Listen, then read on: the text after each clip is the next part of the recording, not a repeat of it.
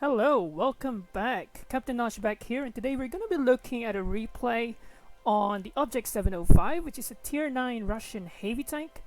We are on the map Westfield, we are on the northern spawn.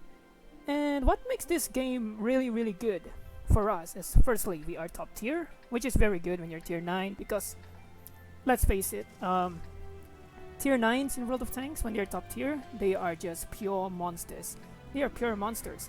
And look at the enemy. Look at the team lineup. There is not a single artillery. And looking at this map, it's a very open map. There's really nowhere you can go where RT can't hit you. So, if the map is, if there's no artillery, this is a dream. This is a dream game. This is a dream game. So, since there's no artillery, I am not hesitating to bring my Object 705 to the hill here.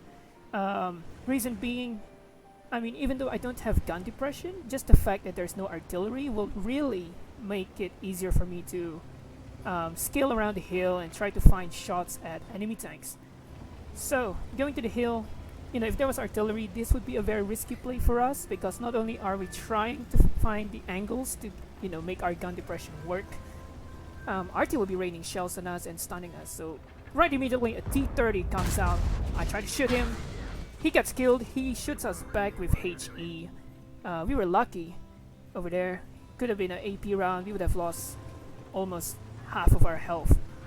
So over here you can see how awkward it is when you don't have gun depression on this map, on the hill. But we're lucky that the T-54E1 is stock. How can I tell? You can look at the gun. If you play World of Tanks long enough, you can basically make out what gun they're using just by looking at their gun. T-54E1 is using a 19mm gun, the same as the one on the T-69, so I wasn't really afraid of his gun. He doesn't really have much penetration and he doesn't do much damage. And just like that, we kill him together with the help of the Emil 2. The SD1 is also stock, so you can see almost everyone in the enemy team is stock. And I tunnel vision there a little bit. I didn't notice the IS-3A and the Centurion Action X and the Object 777, so I get shot for that. Luckily both the Object 777 and the SD1 missed. Over here I tried to shoot the Object 777, and that is where you really see the benefit of using the 130mm gun on this tank. You basically can overmatch the side armor of the Object 777 there. Because the the Object 705 comes with two choices of guns. You have the 122mm gun, which is has a faster reload, much more accurate, and actually fires APCR, which really helps with snapshotting with Russian heavy tanks. And the 130mm gun on this thing is basically the IS-7's gun at tier 9. Does 490 alpha. I tried to shoot the IS-3A there, but I shot too early and I hit the ground instead. So I decided to move to this side of the hill so that we have some sort of cover between us, the Leva, the SD1 there, and the IS-3A and Carnarvon AX over there. If I stayed in the middle, we would be shot in all directions, especially since these tanks have gun depression, except for the SD1. But they have the gun depression to basically feed on us. So I decided to go here so that we can basically isolate ourselves as much as possible. So I tried to shoot the Centurion AX, Carnarvon AX here. I shot too early. I didn't know that his tank would be exposed that much, so we missed. He appears to want to do it again, so this time I'm prepared and we kill him. So there's one less tank to worry about behind us. The IS-3A, I decided to ignore him for now, and I'm trying to go after either the 777 or the SD1. And the 777 nearly damaged us there. We were lucky that our armor was really good that it could bounce it off. So the IS-3A is trying to come for a shot, but we lose sight of him. And we don't really have a shot here, so I decided to get down, and the SD1 hits us from there.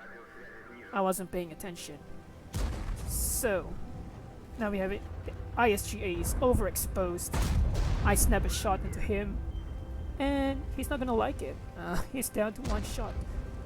So we were good here that the enemy team decided to all go into that one area, so I was able to flank around here.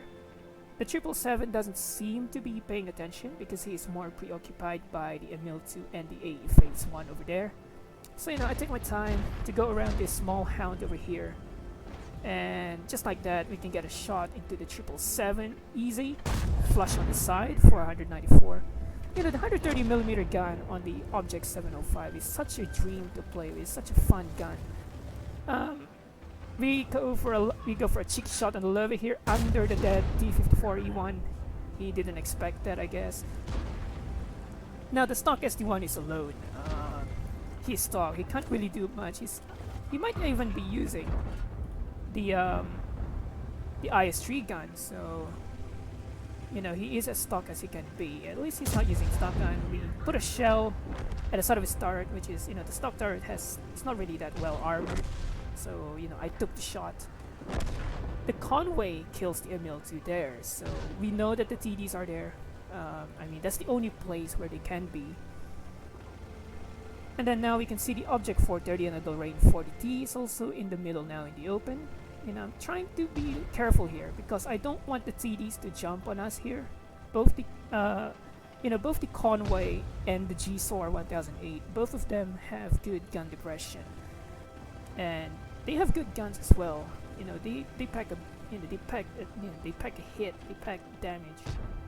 The Lorraine here sits for too long in the open, so we take him out as well. That is our 4th kill.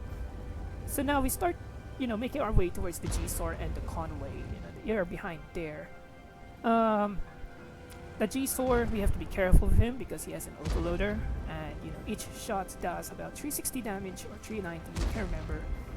So we don't want to play for him. We shoot the Conway in the turret, and now the GSOR is looking at us. And you can see having no gun depression is very awkward in this tank. You see I'm trying to find a shot here, but I just can't, and he keeps looking at me. He has a good gun depression, so I didn't want to risk it. Now this is our 5th kill. So I was trying to get a top gun here, so I was trying to hold back my shot. But I couldn't control myself, so I put a shot in him. The GSOR died, and that's the end of the battle. It was a very, very nice battle. So this is the post-game stats. So you can see that was a master ace battle in Westfield. This would have been possible because there was no artillery. So basically, we were able to be very flexible. So in the end, we did a total of 5,326 damage. Not much assisted damage, but 5,000. That is going to help feed our marks of excellence.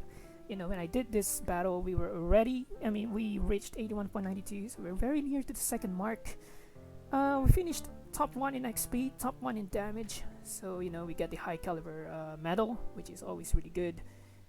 So yeah, it was 5,667 combined damage. We have 7,464 WN8. That is actually a really good one. Looking at the team, you can see that we basically had fun in this game.